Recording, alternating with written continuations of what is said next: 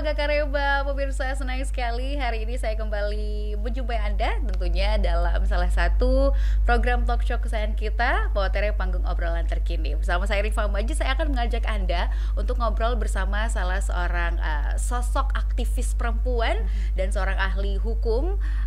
Beliau adalah akademisi dari Fakultas Hukum Universitas Hasanuddin. Apa sih yang akan kami bahas hari ini? Kalau kita melihat gitu ya, kepercayaan publik itu menjadi salah satu modal utama bagi lembaga negara. Bukan hanya lembaga negara, tapi juga khususnya institusi kepolisian. Nah, di masa jabatan Kapolri, Irjen Pol Listio Sigit Prabowo, tingkat kepercayaan publik itu meningkat drastis gitu ya. Dengan semboyan atau slogan presisinya, beliau melakukan banyak sekali inovasi di tubuh Polri gitu ya, dan beliau ini adalah salah satu Kapolri yang paling lama jabatannya di masa kepemimpinan Presiden Joko Widodo. Nah, kita akan bahas bagaimana sebenarnya Listio Sigit Prabowo selaku Kapolri membangun kepercayaan publik dan meningkatkan kinerja dari institusi Polri sendiri di masa Presiden Joko Widodo. Kita akan bahas bersama dengan Ibu Sakapati, seorang akademisi dari Fakultas Hukum Universitas Hasanuddin. Apa kabar Bu Saka? Alhamdulillah baik. Sehat-sehat? Alhamdulillah. Aktivitas sejauh ini? Sejauh ini ya cukup hari ini cukup padat ya. Tapi alhamdulillah tetap semangat. Tetap semangat. Kelihatannya fresh sekali hari ini. Kita baju kita warnanya kontras tapi sama-sama fresh gitu ya. Cocok di kamera. Iya betul. So fresh juga berita soal Kapolri kita Listio Sigit Prabowo yang juga ikut dipanggil nih sama dapat panggilan. Dapat panggilan. Ini kan jadi fokus kita nih sekarang. Biasanya memanggil. Semuanya dipanggil calon-calon menteri, wamen, sampai juga panglima. Kapolri juga ikut dipanggil untuk ikut pembekalan gitu ya oleh Presiden terpilih Prabowo Subianto. Pandangannya seperti apa sih? Apakah ini akan adalah tanda bahwa beliau diproyeksikan akan menduduki kembali jabatan Kapolri atau seperti apa? Ya, saya kira itu menjadi tanda sekali ya, karena begitu banyak orang yang beberapa hari terakhir ini para petinggi-petinggi itu pastinya mungkin tidak membiarkan HP-nya untuk nonaktif ya.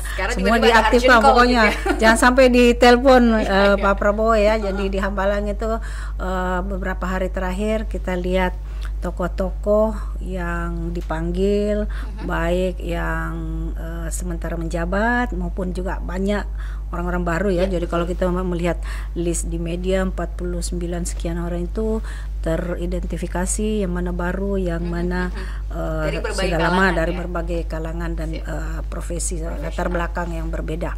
Jadi kelihatannya memang menarik sekali ya, Pak Jenderal Sigit ini. Beliau kelihatannya dari era ke era mampu untuk eksis dalam konteks itu. Nah, ini sebuah tanda bahwa beliau itu bisa bekerja secara profesional. Karena sebuah indikator keberhasilan itu adalah ketika yang bersangkutan mampu menjalankan tanggung jawabnya, amanah yang diberikan itu secara profesional. Nah, kira-kira itu yang menjadi ciri-ciri dan tanda-tanda kenapa beliau dipanggil. Saya juga mencermati, sudah beberapa waktu terakhir ini saya menjadi mencermati juga ya bagaimana progres dan kerja-kerja kepolisian Polri, Kepolisian Republik Indonesia memang sangat signifikan. Citra yang dibentuk ya, nanti kita bisa berdiskusi. Tapi apakah itu hanya sebatas citra saja? Kalau berbicara profesional juga tentu masyarakat penasaran gitu ya.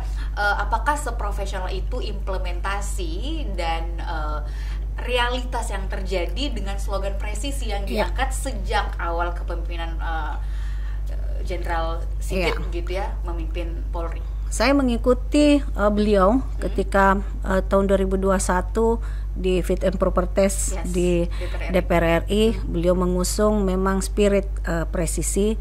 Nah, sebuah kata saya mencoba men-searching presisi itu sebenarnya makna harfiahnya kan tegak lurus. Bertanya-tanya lagi, oh, tegak lurus kemana ya? Tegak lurus ke aturan lah, tegak lurus ke hal-hal yang baik. Nah, ditelisik lebih jauh lagi ketika melihat presisi sebagai sebuah akronim, prediktif, kemudian responsif, transparansi, berkeadilan.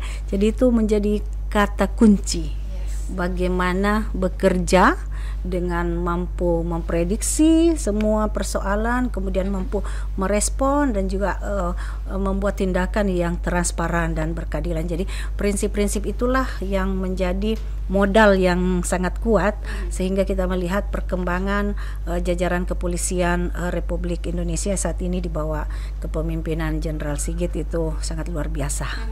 Iya.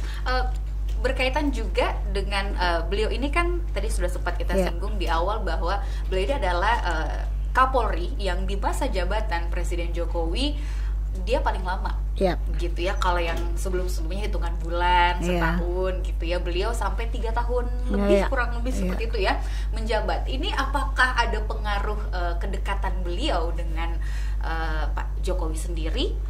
Atau memang dari kinerja atau track record kan selama ini juga cukup baik gitu? Saya kira kalau kedekatan ya sebagai seorang pemimpin ya, presiden kita pasti di sini ada koordinasi lah, ada komunikasi. Tapi saya sendiri melihatnya bahwa memang kinerja dan semangat yang dibangun oleh Pak Jenderal Sigit ini menjadi jalan yang memudahkan untuk itu. Nah, di dalam hal mensupport pemerintahan Jokowi, kita lihat langkah-langkahnya sudah sangat tersistem ya, sangat terstruktur dan sangat sistematis untuk mendukung. Saya mencermati dan mengambil contoh di jajaran kepolisian ketika mempersiapkan pelaksanaan tahun politik di tahun 2024, bukan hanya dipersiapkan ketika tahun 2024, tapi mulai tahun 2021 itu sudah jauh-jauh sebelumnya sudah dipikirkan bagaimana mengantisipasi pengamanan di tahun 2024 karena itu adalah tahun politik. Ya, tahun politik artinya gawean politik di tahun 2024 sampai hari ini kan masih sementara berlangsung. Ada salah satu peraturan kepolisian Republik Indonesia di tahun 2021 yang sedemikian rupa dengan konsep presisi ini mengajak masyarakat untuk terlibat. Saya mengingat sekali pada saat itu ada Perpol nomor 1 tahun 2021 tentang Polmas, pemolisian masyarakat. Artinya jajaran kepolisian ini juga mau mengajak masyarakat, bukan berarti harus menjadi polisi, tetapi setidaknya anggota masyarakat itu bisa punya kesadaran untuk sadar hukum, sadar untuk membantu tugas dan kerja-kerja kepolisian untuk menciptakan sebuah keamanan dan ketertiban di masyarakat. Yes, dan itu yang terlihat hingga saat ini gitu ya. Kita masih akan lanjut obrolan kita hari ini bersama dengan Ibu Sakapati membahas kinerja dari Kapolri Jenderal Listio Sigit Prabowo gitu ya, dan bagaimana proyeksi ke depannya nih ya, karena beliau adalah salah satu juga yang dipanggil ke Hambalang saat ini. Kita akan lanjut di sesi selanjutnya, pemirsa jangan kemana-mana, tetap bersama kami di Poteri Panggung Obrolan Terkini.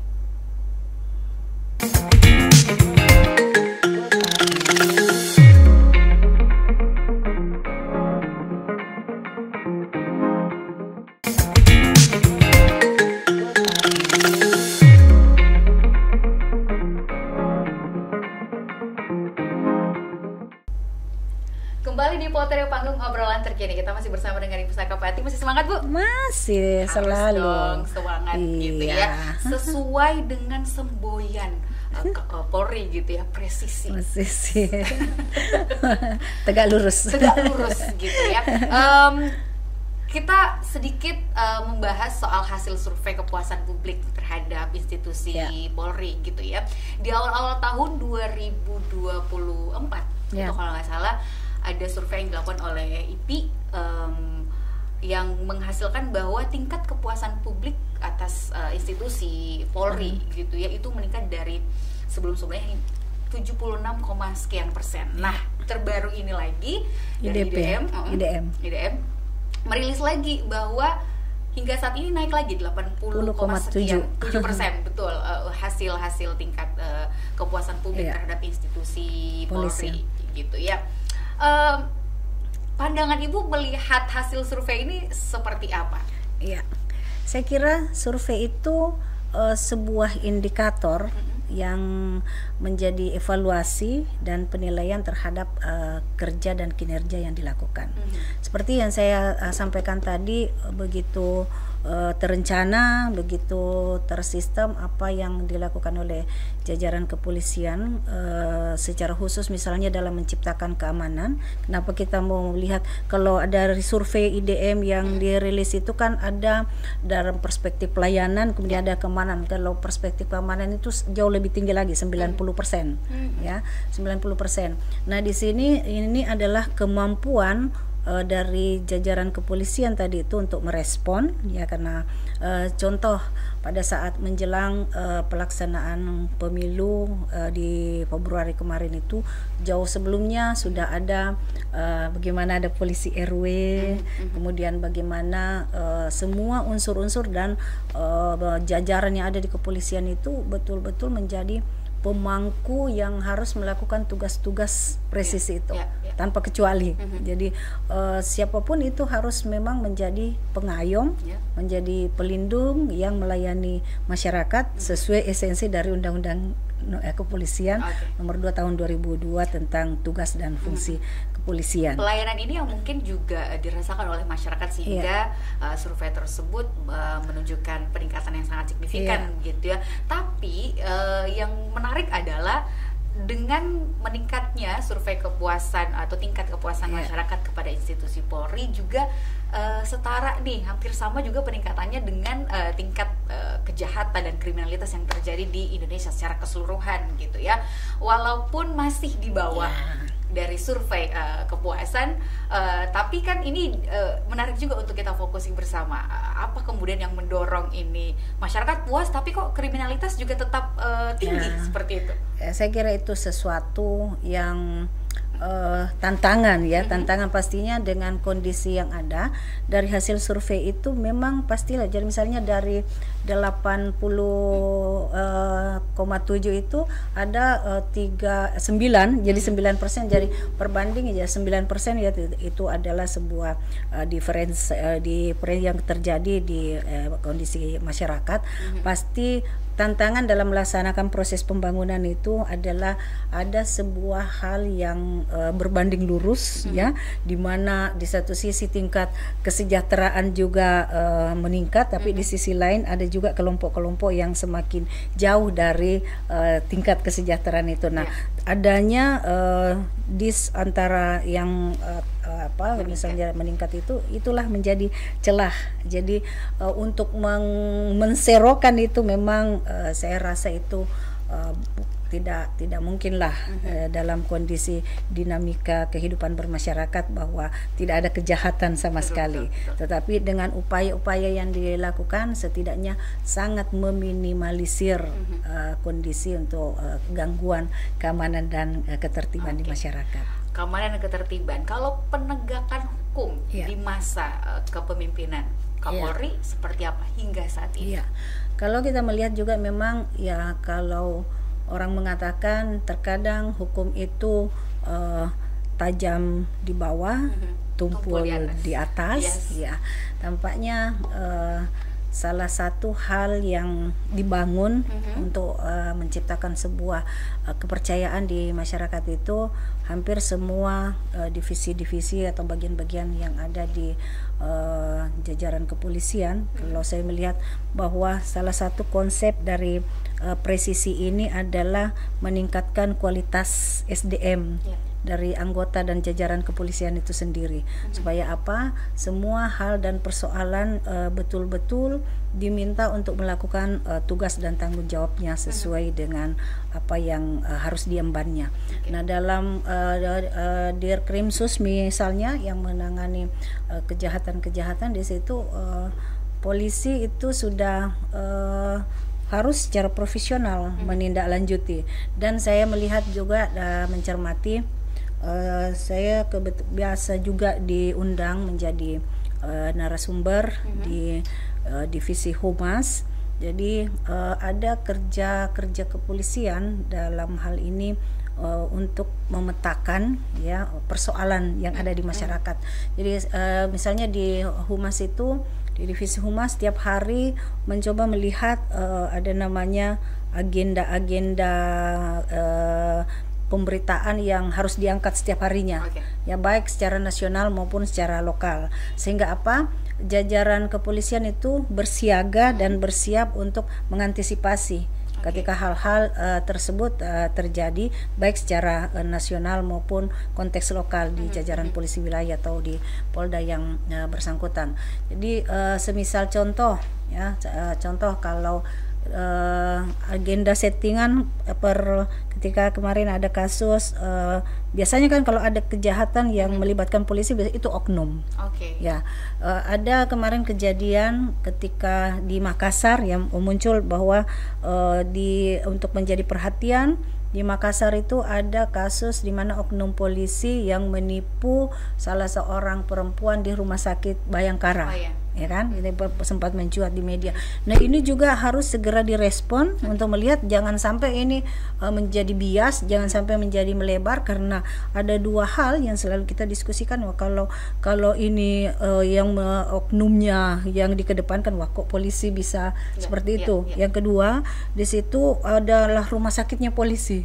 Nah, jadi langkah yang harus segera dilakukan adalah mendorong untuk mempercepat penyelesaian kasus tersebut. Respon yang sangat cepat ketika mendapatkan informasi apapun itu mengenai Polri. Nah, respon juga dari pihak kepolisian yang kini menjadi momok di tengah masyarakat gitu ya, katanya no viral no justice gitu, kalau nggak viral polisi nggak kerja, nggak diselesain kasusnya. Nah, itu seperti apa tuh Bu?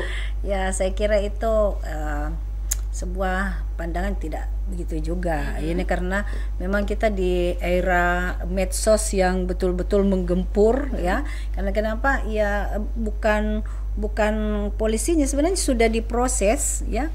Sudah diproses, tetapi kan tentu ada tahapan dalam menindaklanjuti merespon sebuah kejadian. Hanya terkadang masyarakat ini mau langsung tiba-tiba aja cepat, sementara proses itu kan ada hal yang dilakukan untuk itu.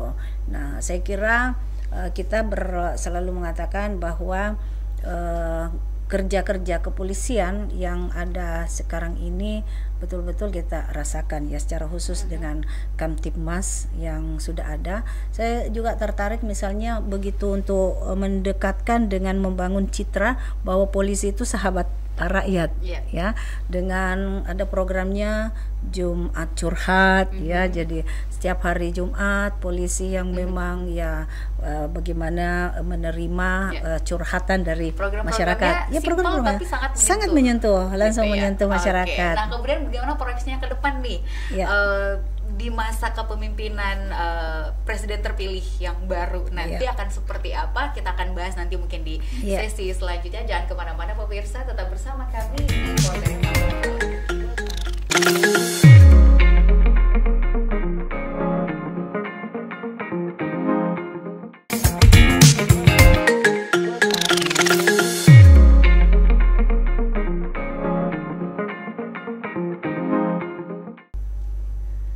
Masih bersama kami di Potret Panggung Obrolan Terkini. Di masa pemerintahan Presiden Joko Widodo, Jenderal Listio Sigit bisa dikatakan beliau berhasil membangun kepercayaan publik yang bahkan berdasarkan hasil survei sampai 80% gitu ya.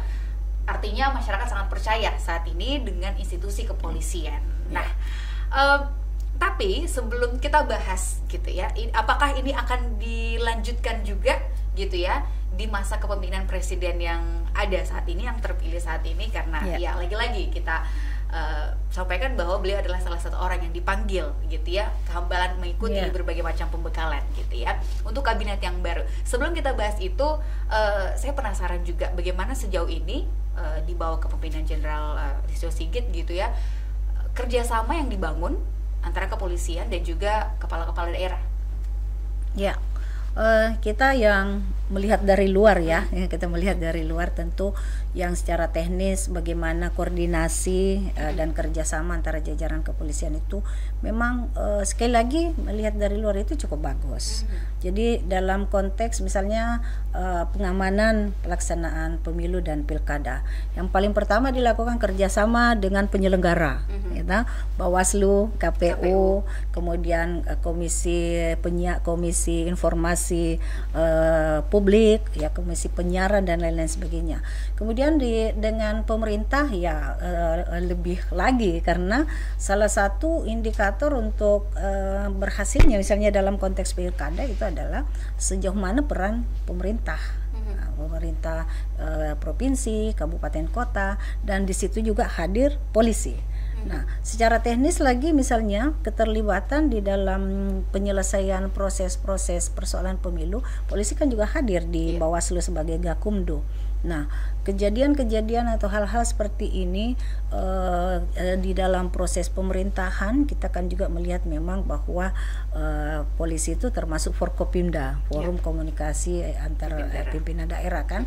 Jadi sebagai bagian yang tak terpisahkan dari pemerintahan di daerah, maka memang seyogyanya kerjasama dan kolaborasi ini harus terus-menerus dilakukan, dan itu tampak mulai dari kepolisian Mabes ya, di Mabes, kemudian di jajaran provinsi sampai di kabupaten kota, di Polres dengan Polres, Bupati, Gubernur dengan Kapolda, Polri dengan Presiden, Mendagri dan lain sebagainya, itu sudah memang kelihatan kompak sampai tingkat polsek mungkin juga sampai gitu. tingkat terbawah ya, polsek yes, yang ada di situ. Oke.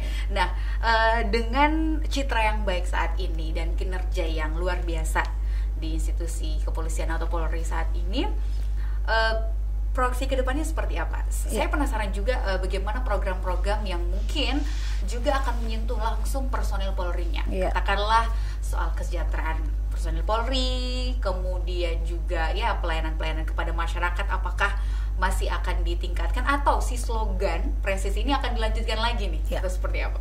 Kalau mengenai dilanjutkan slogan ini atau tidak kan itu tergantung nanti siapa. Kita tunggu ya. Kita tunggu apakah mau melanjutkan, tetapi biasanya dalam proses keberlanjutan, saya kira slogan presisi ini sudah menjadi sebuah kunci yang sangat luar biasa. Jadi memang dalam konteks melakukan tugasnya, polisi harus mampu dengan cepat memprediksi, kemudian harus merespon, kemudian harus bertindak secara transparan dan berkeadilan. Jadi ini saya juga mungkin ini berapa perenungan tingkat tinggi ini pada saat mau mengusung kata presisi yang luar biasa, syarat sekali maknanya.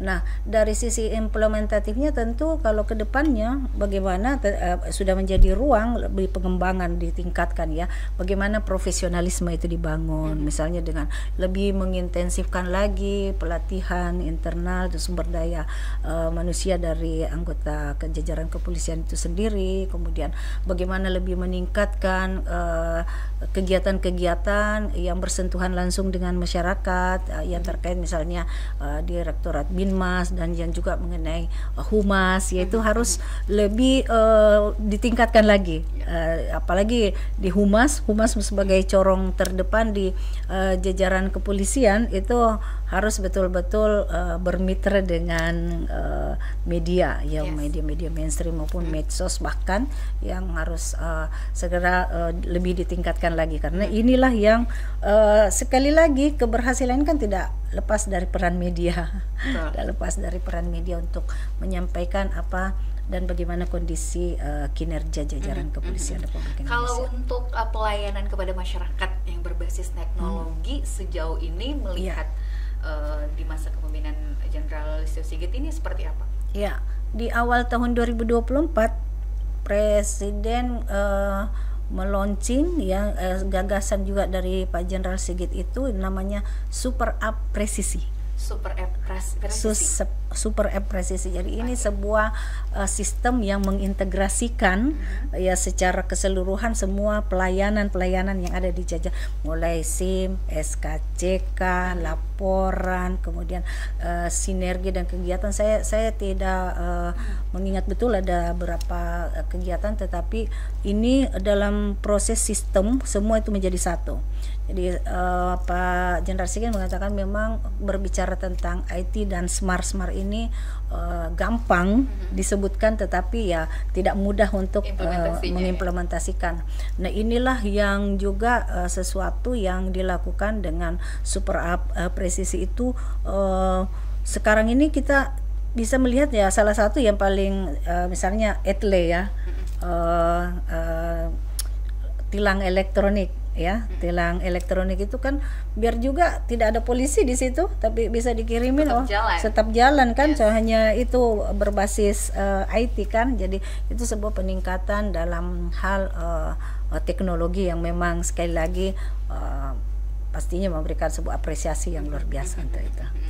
Peran Polri sendiri ya kedepannya juga untuk berpartisipasi dalam peningkatan ekonomi nasional seperti apa? Ya. Nah, ini juga kelihatan di dalam berbagai peran yang dilakukan jajaran kepolisian dengan bersinergi dengan masyarakat. Saya juga biasa melihat bahwa keterlibatan untuk bersinergi dengan pemerintah. Jadi secara khusus misalnya dengan adanya tadi itu Polmas dengan pembentukan forum kemitraan masyarakat dan Polri. Ya, jadi ada kelompok masyarakat membentuk WFKB, namanya wadah yang memang beranggotakan ada masyarakat, kemudian ada polisi, ada pemerintah, dan juga ada Babinsa dan Babin Kamtipmas. Nah, kegiatan-kegiatan atau program yang dilakukan sampai di level pemerintahan tingkat bawah itu juga melibatkan jajaran kepolisian. Ya, jadi kita juga melihat bahwa program-program itu bukan hanya secara internal dilakukan untuk peningkatan kesejahteraan anggota kepolisian, tetapi juga menyentuh masyarakat. Tidak hanya untuk melihat, tetapi kita bisa melihat bahwa Polres juga ya terkadang membuat sebuah kegiatan pengembangan membina UMKM. Ya, kalau kita melihat kemarin misalnya di Polda Sulsel itu memang ada mengangkat pelaku-pelaku UMKM untuk dibina secara khusus. Jadi cukup berperan untuk peningkatan itu. Wow, semoga segala kinerja, peran aktif dan apa yang dirasakan masyarakat saat ini tidak berhenti hanya sampai di sini saja, tapi juga akan dilanjutkan di masa-masa yang akan datang. Mau siapapun pimpinannya gitu ya, mau siapapun yang jadi Kapolrinya gitu ya, programnya harus tetap jalan. Ya, masyarakat harus tetap merasa aman, puas, dan merasa bahwa pelayanan dari kepolisian transparan dan berkeadilan. Ya, terima kasih banyak Bu Sakawati untuk waktunya hari ini sudah ngobrol bersama kami di Poternya Pengobrolan Terkini, dan semoga obrolan kami bisa memberi inspirasi Anda pemirsa, dan pastikan untuk selalu saksikan beragam program dan tayangan kami hanya di iNews Makassar. Saya Rifa Majid pamit. Assalamualaikum warahmatullahi wabarakatuh. Salam kita pada salam.